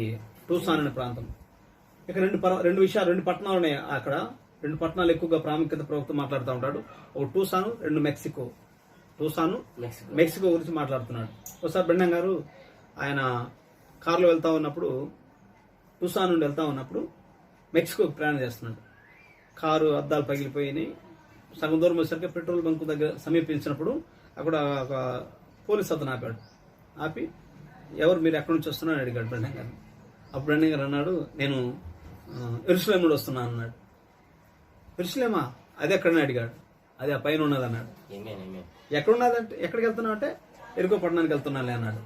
అంటే బైబిల్ గ్రంథంలో యెరూషలేము కొండల మీద ఉన్నది, పైన ఉన్న ప్రాంతం. ఎరుకో పట్టణం ఏమో సముద్ర మట్టము సమాంతరం ఉన్న ప్రాంతం అన్నమాట. దాని గురించి యేసు చెప్పాడు, ఒక మనుషుడు యెరూషలేము నుండి ఎరుకో పట్టణానికి ప్రయాణం చేస్తున్నాడు అంటే యెరూషలేము పైన ఉన్నది, ఎరుకో పట్టణం ఏమో దిగువ భాగం ఉన్నది. అలాగనే టూసాన్ అనే ప్రాంతం కూడా పైన ఉన్న ప్రాంతం. అక్షరార్థంగా అమెరికాలో టూసాన్ అనే ప్రాంతం అది ఉన్నతమైన పైన ఉన్న ప్రాంతం. మెక్సికో అనే ప్రాంతం కింద ఉన్నదన్నమాట. సేమ్ యెరూషలేము ఎరుకో పట్టణం లాగానే ఈ 2 పట్టణాలు ఉన్నాయి. ఆ 2 పట్టణాలు ప్రవక్త చాలా మీటింగ్లు పెట్టాడు, బోధించుకుంటూ వచ్చాడు. టూసాన్లో వారం రోజులు సభ జరిగిన తర్వాతనే ఈ యొక్క పర్వతం సాగును కెనేల్ పర్వతం మీద ఆయన ఖడ్గం పొందుకున్నాడు. ఆ విషయాలను చాలా ఉన్నాయి. అయితే ఆ టూసాన్ ప్రాంతంకి వెళ్ళమని దేవుడు చెప్పాడు, పశ్చిమానికి వెళ్ళమని చెప్పాడు. జెఫర్సన్ విల్లో నుండి టూసాన్ అనే ప్రాంతంకు 2000 మైళ్ళ దూరం. జెఫర్సన్ విల్ అనే ప్రాంతంకు టూసాన్ అనే ప్రాంతం 2000 మైళ్ళ దూరం. అది మీరు గమనించినట్లయితే దాన్ని ఎరుగదు అనే మెసేజ్ మీరు గమనిస్తే 32 పేర్లు ఉంటుంది. దాన్ని ఎరుగదు అనే వర్తమానంలో 32 పేర్లు ప్రవక్త చెప్పాడు. జెఫర్సన్ విల్ నుండి టూసాన్కు 2000 మైళ్ళ దూరం. అయితే అక్కడికి వెళ్ళాడు, అక్కడికి టూసాన్ వెళ్ళాడు. ఆ పశ్చిమమున ఇప్పుడు మనం చదువుకున్నాం కదా 266 పేర 7వ ముద్ర, దానిని ఎరుగదు పేర నెంబర్ 32 7వ ముద్రలో 266 పేర మనం చదువుకున్నాం కదా. అయ్యలారా ఇదే నా సమయం, నేను అరిజోనాకు వెళ్ళవలను. అరిజోనా అనగానే పశ్చిమం అని గుర్తుపెట్టుకోవాలి మీరు. నేను అరిజోనాకు వెళ్ళవలని ఇక్కడ నుండి బయలుదేరి వెళ్ళినాడు. అంటే జెఫర్సన్ విల్లో నుండి అరిజోనాకు వెళ్ళాడు. ఎప్పుడు వెళ్ళాడు ఆయన? 1963 జనవరి 4వ తారీఖు శుక్రవారం వెళ్ళాడు ఆయన. 1963 జనవరి 4 శుక్రవారము టూసాన్కి వెళ్ళాడు ఆయన. వెళ్ళి అక్కడ చిన్న రూమ్ అద్దెకు తీసుకుని ఉన్నాడు. అప్పుడు పిల్లలు చిన్న పిల్లలు వాళ్ళు. సరే, అప్పుడు అయ్యలారా ఇదేనా సమయం యొక్క నెరవేర్పు. బెండం గారు సన్నిసరి పర్వతం దగ్గరికి వెళ్ళినప్పుడు ఆ 7 గురుదూతలు ఒక బ్లాస్ట్ సంభవించడం, నిత్యత్వంలో 7 గురుదూతలు రావడం, అది అయ్యలారా ఇదేనా సమయం యొక్క నెరవేర్పు. ఇప్పుడు మీరు గమనించండి 267 పేర 7వ ముద్ర 267 పేర గమనించండి. ఒక ఉరుము ముద్రించబడిన 7 వర్తమానములు మరియు ఈ కాలపు చివరి దినం వరకు అవి బయలుపడవు. నేను ఏ అర్థంతో చెప్పుచున్నాను? 7 ఉరుములనే ఈ చివరి దినాల వర్తమానాలను బయలుపరచబడాలి. 269 ఒక వారమున క్రితము మెక్సికోకు సమీపమున నేను ఆ కొండలపై ఉన్నప్పుడు అక్కడ ఉన్న ముగ్గురు సాక్షులు కూర్చొని ఉన్నారు. ఇక్కడ వారిలో ఇద్దరు సహోదరులు కూర్చున్నారు. నా ఖాళీ ప్యాంటుకు ఆ 2 సహోదరుల వీళ్ళు ఎవరు? జీన్ నార్మన్, 2 ఫ్రెండ్స్ ఆత్మాన్. అక్కడ గుర్తుపెట్టుకోవాలి. నా ఖాళీ ప్యాంటుకు ఒక పల్లేరుకాయ వంటి దాన్ని లాగుచుండగా ఒక పెద్ద ప్రేరుడు సంభవించి అది కొండని కింది భాగమంతా కుదిపేసినట్లయ్యను. ఇప్పుడు అది సరియే. నేను దాని గురించి నా సహోదరులకు చెప్పలేదు. అయితే వారు ఒక తేడాను గమనించారు. ఇది ఎప్పుడంటే మార్చి 8వ తారీఖున జరిగిన సంఘటన. ఇది ఒక తేడాను గమనించారు వారు. మరియు ఆయన నాతో చెప్పాను, ఇప్పుడు సిద్ధంగా ఉండము, తూర్పునకు వెళ్ళము. ఇదే ఆ దర్శనం యొక్క తాత్పర్యము. చూసారా? ఇప్పుడు దానిని తెలియజేయటకు 271 నేను పశ్చిమమున ఉన్నాను, దూతలు తూర్పు నుండి వచ్చుండిరి, మరియు వారు వచ్చుండగా నేను వారితో పాటు పైకి తీసుకొని పడ్డాను. ఆ నిత్యత్వంలో 7 దూతలు వచ్చారు కదా, అప్పుడు వారితో పాటు ప్రవక్త ఆ పైకి కొనిపోబడ్డాడు. అప్పుడు ఎవరున్నారు అక్కడ? 272. మరియు ఈ రాత్రి ఇక్కడ సోదరుడు ఫ్రెడ్ అంటే ఫ్రెడ్స్ ఆత్మాన్, సోదరుడు నార్మన్, జీన్ నార్మన్ అని దానికి సాక్షులు. మేము కిందకి వెళ్ళుచుండగా నేను అతన్ని అక్కడనే ఉండి మరియు అతని వేటను కొనసాగింపవాలని కోరాను. అది వేటకు వెళ్ళిన సందర్భం జరిగిన సంఘటన ఇదంతా కొనసాగాను. సరేనా అని చెప్పుకుంటూ 273 పేర ఆ దినమున ఆ గుడారం ప్రక్కన కూర్చున్న ఏదో ఒకటి నీకు గుర్తున్నదా? సోదరుడు సౌత్ మ్యాన్ ఏదో నాకు చెప్పబడిన పిమ్మట గుడారం అంటే వాళ్ళు సన్సెట్ పర్వతం దగ్గర వేటకి వెళ్ళినప్పుడు గుడారం వేసుకుని ఉన్నారు అక్కడ. అప్పుడు సాత్మాన్ అడుగుతున్నాడు ఆయన, ఏదో నాకు చెప్పబడిన పిమ్మట మరి నేను నిన్ను మరియు సోదరుడు నార్మన్ను సోదరుడు నార్మన్ ఎక్కడ వెనుక అక్కడ ఉన్నాడు. జరిగిన కార్యములు ఎవరితోనూ చెప్పవద్దని ప్రమాణం చేయించాను. అది ఈ సంఘటన ఎక్కడ జరిగింది? Very good. యేసు ప్రభు భూమి మీద ఉన్నప్పుడు రూపాంతర పర్వతం దగ్గర ఆయన పేతురు యాకోబు యోహాను సాక్షులుగా తీసుకెళ్లాడు. ఆయన వారి రూపాంతరం చెందారు. మోషే ఎలీయాలు వచ్చారు. ఆ సంఘటన మేఘం వచ్చింది, మేఘంలో ఒక మాట వినబడింది. ఆ దర్శనం అయిపోయిన తర్వాత క్రిందకి దిగి వచ్చాడు ప్రభు అన్నాడు, ఈ విషయం మీరు ఎవరితో చెప్పొద్దు అన్నాడు. ఈ దర్శనము మీరు ఎవరితో చెప్పొద్దు, అంటే అది నెరవేర్పు జరిగేంత వరకు మీరు ఎవరితో చెప్పొద్దు అన్నాడు. అదే సందర్భం ప్రవక్త ఇక్కడ చెప్తున్నాడు. జీన్ నార్మన్ ఫ్రెండ్స్ ఆత్మతో ఆయన వచ్చిన తర్వాత ఈ దర్శనము ఈ కార్యము ఎవరితో చెప్పొద్దు అని ప్రమాణము చేయించాను అన్నాడు ఆయన. 74 ఎందుకనగా ఇదే అది ఖచ్చితంగా అదే ఇది మరియు జనులు దాన్ని అర్థం చేసుకున్నట్లుగా అది జరుగు వరకు దాన్ని చెప్పకూడదు. అది ఆయన ఫోకస్ చేసుకునేవాడు కాదు. నేనంటే ఏమనుకున్నారు, అట్లా వెళ్తే అది జరిగింది ఇది జరిగింది దూతలు దిగొచ్చారని తను ఫోకస్ చేసుకునేవాడు కాదు, మరుగు చేసుకునేవాడు. ఎందుకంటే జనులు దాన్ని అర్థం చేసుకున్నట్లుగా అది జరుగు వరకు నేను దాన్ని చెప్పకూడదు అని చెప్పుకుంటారు సార్. 275 పేర. మరియు మీరు గమనించారా ఆ ఒక్క దూత అందులో ఒక వింతైన దూత అని నేను చెప్పాను. వారందరికంటే అతను వేరుగా ఏదో ప్రత్యేకంగా ఉండెను. మీకు దాని గురించి జ్ఞాపకం ఉన్నదా? వారు ఒక గుంపుగా ఒక సముదాయంగా ఉండేది. అప్పుడు ఆయన 7 దూతల సమూహంలో కొనుక్కోబడ్డప్పుడు వారు గుంపుగా సముదాయంగా పిరమిడ్ ఆకారంలో ఉన్నారు. ఆయన ముగ్గురేమో ఒక ప్రక్క ఉన్నారు, ఒకరేమో పైన ఉన్నారు. ఇటు ముగ్గురు ఉన్నారు. మరియు ఇక్కడ నా ప్రక్క ఉన్న చూడాలి, ఇటు ప్రక్క ముగ్గురు దూతలు, ఇటు ప్రక్క ముగ్గురు దూతలు, ఇటు పైన ఉద్దూతం ఒక అట్రాక్టెడ్ ఏంజల్ పైన ఉన్నది. కుడి ప్రక్కన ఉన్న ఎడమ ప్రక్క నుండి కుడి ప్రక్కగా లెక్కించినప్పుడు 7వ దూతగా ఉండును. మరియు అతను చాలా ప్రకాశమానముగా నుండి తక్కిన వారి కంటే ప్రత్యేకంగా ఉండెను. దాని గురించి మీకు జ్ఞాపకం ఉన్నదా? చెప్పాను. అతను తన ఛాతీని ఏ విధంగా చాచి మరియు తూర్పు వైపు ప్రక్కగా ఎగురుచుండెను. ఆ విధంగా నేను చెప్పాను. అది నన్ను పైకి తీసుకొని పోయాను, లేవదీశాను. అది కనుమూసుకొని తెరిసే లోపు ఆ దూత ప్రవక్త బ్రెండం గారిని ఆ పైకి తీసుకొని పోయింది. ఎన్నో విషయాలు అక్కడ ఉన్నాయి, అవి రాయబడ్డాయి. అప్పుడు ఆయన అన్నాడు, ఆ దూతలను కొనిపోబడిన తర్వాత ఇప్పుడు నువ్వు జెఫర్సన్విల్ ఇండియాకి వెళ్ళు, 7 ముద్రలు బోధించు అని స్వరం అని ప్రవక్త చెప్పాడు. ఆ దర్శనం అయిన తర్వాత 7 గుర్తులు ఆయన భూమిని చెప్పినప్పుడు ఒక ప్రక్క జీన్ నార్మన్ ఫ్రెండ్స్ ఆత్మని కింద ఉండి ఆ దెబ్బకు స్వరాన్ని విని వాళ్ళు వెతుకుతా ఉన్నారు బ్రెండం గారి కోసం. అప్పుడు బ్రెండం గారు ఆ దర్శనం అయిన తర్వాత కిందకి వచ్చి వారిద్దరిని కలుసుకొని అడిగారు, మీకు ఏమైనా వాతావరణం మీరు ఏమైనా గమనించారా అంటే, గమనించడం ఏంటంటే పెద్ద శబ్దం వినబడింది, రాళ్ళు ఎగిరి పడుతున్నాయి అని అంటే, అప్పుడు నార్మన్ అన్నాడు, దాని గురించి మీ ఉద్దేశం ఏమి ఉంటుంది అంటే, బ్రెండం గారు అది ఇప్పుడు రాదు, నేను తర్వాత చెప్తానులే అన్నాడు. అది చెప్పలేదు ఆయన ఆ దర్శనం గురించి. కాబట్టి ఆయన 63లో మార్చి నెల 8వ తారీఖున జరిగిన 2వ సందర్భం సన్సెట్ పర్వతం. 3వది సన్సెట్ పర్వతం దగ్గర ఇంకొక కార్యం జరిగింది.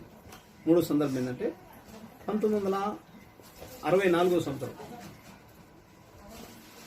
1964 సంవత్సరం ఫిబ్రవరి 27వ తారీఖు 3సారి సన్సెట్ పర్వతం మీదకి వెళ్ళే సందర్భం 1964 ఫిబ్రవరి 27వ తారీఖు. క్రియల ద్వారా వ్యక్తపరచబడిన విశ్వాసము అది మెసేజ్ చదవాలి. క్రియల ద్వారా వ్యక్తపరచబడిన విశ్వాసము.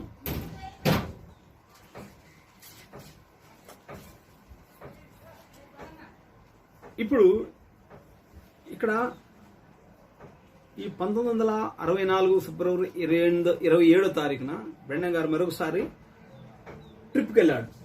ఈసారి ఆయనతో పాటు 20 మంది ఆయనతో పాటు ఆ ట్రిప్కి వెళ్ళారు. 20 మంది ఆ ట్రిప్కి వెళ్ళారు. ఆ ట్రిప్లో మనకు చాలా మంది ఉన్నారు. ఇక్కడ 43 ఎకరాలు చదువుకుందాం.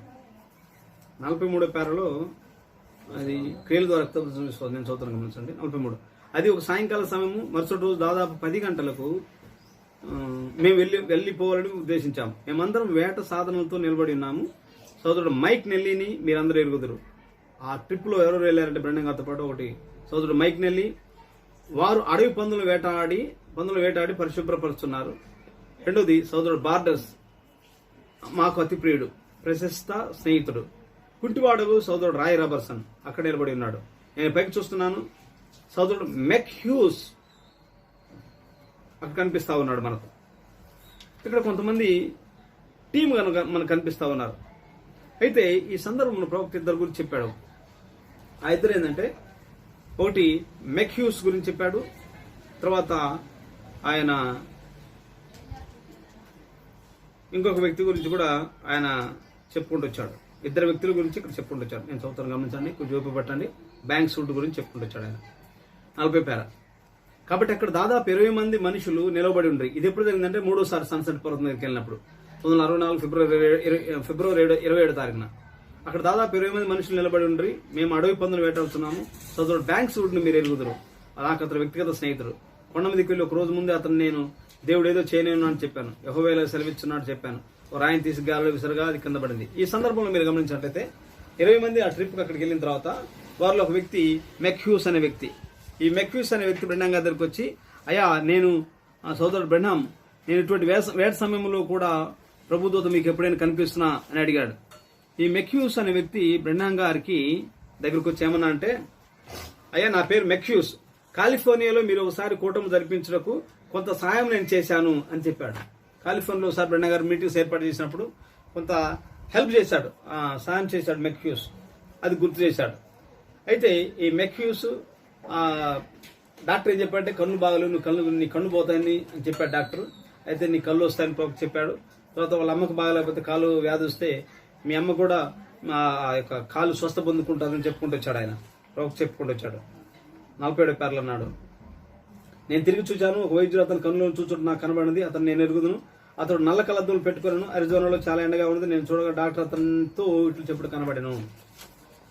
అయ్యా నేను దాదాపు 2 ఏళ్ల నుండి ఇతని కంటి వైద్యం చేస్తున్నాను. నీ కంట్లో ఉన్న వ్యాధి వలన చూపోవును, అది కనుగుడును తీసివేయుచున్నది. దాన్ని నేను మార్గం కనపడట్లేదు. అతనితో ఇట్లు చెప్పాను, నన్ను నీ కన్నుకు చడుగుచున్నావు. నీ కన్ను బాగాలేనందున నీవు ఆ కళ్ళద్దం ధరించింది. అది నిజమని అతను. నీ కంటిలో వ్యాధి వలన నీవు కన్ను పోగొట్టుకుందని కొద్ది రోజుల క్రితం నీ వైద్యం నీతో చెప్పాను. కొన్ని సంవత్సరాల నుండి అతను నీకు వైద్యం చేస్తున్నాడు, కానీ అది దాన్ని ఆపజాలనని చెప్పాను. బ్రెండం సోదరుడు అది సత్యమైన అతను. నేను చుట్టూ చూశాను, అతని కంటే ఎక్కువ వయసు గల ఒక స్త్రీ కనబడింది. అంటే వాళ్ళ అమ్మ, ఆమె నల్లజాతి స్త్రీ. వారు ఆకలి శాస్త్రులను వారే తమ వస్త్రములను ఎత్తి తమ జబ్బు అవయములను కాలును తీసివేసి, కుమారుడా నీవు బ్రెండం సోదరుని చూసించు, నా కాలు గూర్చి ప్రార్థించమని చెప్పాను అన్నాను. ఆమె పాదము మీద పెద్ద కంతులు వేలాడుతున్నవి. తల్లి నిరసన వెంట్రుకలు కలది. ఆమె తన వస్త్రము ఎత్తి మేదోడు తీసి పాదం చూపించి, నన్ను ఎప్పుడైనా కలిసించు, తన కొరకు నన్ను ప్రార్థించమన్నదని కదా అని అడిగాను. ఓ అది నిజమన్నాను. అతడు కండద్దం లేకుండా చూచుడు నాకు దర్శనంలో కనబడినది. దేవుడు నీ కంటిని నీ తల్లిని కూడా స్వస్థపరిచున్నాడు, యెహోవా సెలవిస్తున్నాడు చెప్పాను. మెక్హ్యూస్ యొక్క స్వస్థత గురించి చెప్పాడు. ఆ తర్వాత వారు ఆ పర్వతం ఎక్కుతున్నప్పుడు బ్యాంక్స్వుడ్ అనే వ్యక్తి బ్రెండం గారితో పాటు ఆ సన్సెట్ పర్వతం ఎక్కుతున్నప్పుడు అప్పుడు బ్యాంక్స్వుడ్ ఏదో విచారంగా ఉన్నాడు, బాధగా ఉన్నాడు. ప్రవక్తన్నాడు, ఏమైంది, ఎందుకు విచారంగా ఉన్నాడు అంటే, అయ్యా నా భార్య బాగలేదు అంటున్నాడు. ఆ విషయాలు ఏం పడుచుకోవట్లేదు ప్రవక్త. వెంటనే ఆ పర్వతం మీదకి వెళ్ళి ఒక ప్రేరేపణ వచ్చేసి ఒక రాయిని తీసుకొని, బ్యాంక్స్వుడ్ ఒక రాయిని తీసుకోమని చెప్పాడు. ప్రభు చెప్పాడు, ఒక రాయిని తీసుకొని గాల్లో విసిరేయమని చెప్పాడు ఆయన. నేను చూస్తాను గమనించండి. 60 పేర. అది ఒక తీర్పు సూచన మీతో చెప్పుకొస్తున్నాను. కొద్ది రోజుల్లో గొప్ప భూకంపం పశ్చిమం తాకనున్నది. అది ఆగదు. కాలిఫోర్నియా, లాస్ ఏంజల్స్ మునిగిపోను. అది అడుగు పోచున్నది. అది సముద్రంలో జారిపోను. 2 రోజుల తర్వాత అలస్కా భూకంపం అలస్కాను కుదిపేసినది. ప్రవక్త చెప్పాడు బ్యాంక్స్వుడ్కు, నువ్వు లేచి అది పట్టుకోమన్నాడు.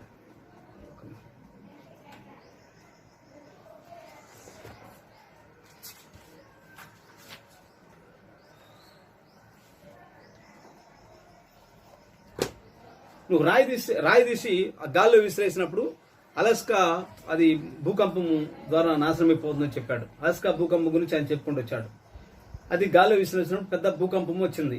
ఆ తర్వాత అది ప్రవచించిన తర్వాత సంవత్సరానికి మళ్ళీ తర్వాత అలాస్కాలో శుక్రవారం రోజున పెద్ద భూకంపం ఏర్పడింది. 1964 మార్చి 27 గుడ్ ఫ్రైడే రోజున బేకరమెంట్ తుఫాను అలాస్కాను కుదిపేసింది.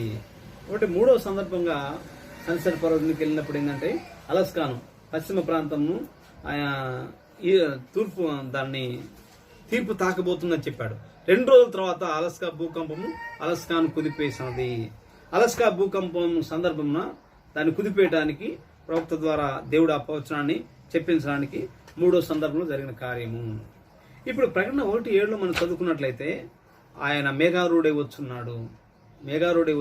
ఎందుకంటే ఆయన యూదులకు తను బయలుపరచుకోవాలి. అదే సమయమున 7వ దూత భూమి మీద ఉండాలి. 7వ దూత భూమి మీద ఉండాలి కాబట్టి ప్రకటన 10 నెరవేర్పు కాబట్టి ఆయన సన్సెట్ పర్వతం మీదకి వెళ్ళాడు. ఈ యొక్క 7 దూతల సమూహమున ఆయన కొనిపోబడ్డాడు. 63లో మేఘంలో ఫిబ్రవరి 2వ తారీఖున మేఘం వచ్చినప్పుడు ఆయన అక్కడ ఉన్నాడు. అక్కడ అది ప్రపంచమంతా దాన్ని చూస్తుంది. తర్వాత రెండోసారి ఆయన వేటకి వెళ్ళినప్పుడు ఒక్కడు మాత్రం వెళ్ళాడు.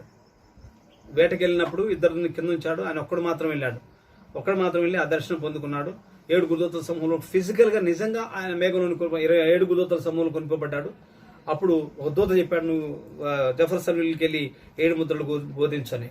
3వ సందర్భము ఆయన మళ్ళా సన్సెట్ పర్వతం మీదకి 20 మంది ట్రిప్తో వెళ్ళినప్పుడు అలాస్కాను కూర్చిన భూకంపం కూర్చిన సందర్భము అక్కడ జరిగిన నెరవేర్పై ఉన్నది. కాబట్టి ఇవన్నీ ఏంటంటే ఎదుగు ఆయన మేఘారుడై వచ్చున్నాడని ప్రకటన 1:7 మనం చదువుకున్నాం. ఒకటి చెప్పేసి ముగిస్తాను. తర్వాత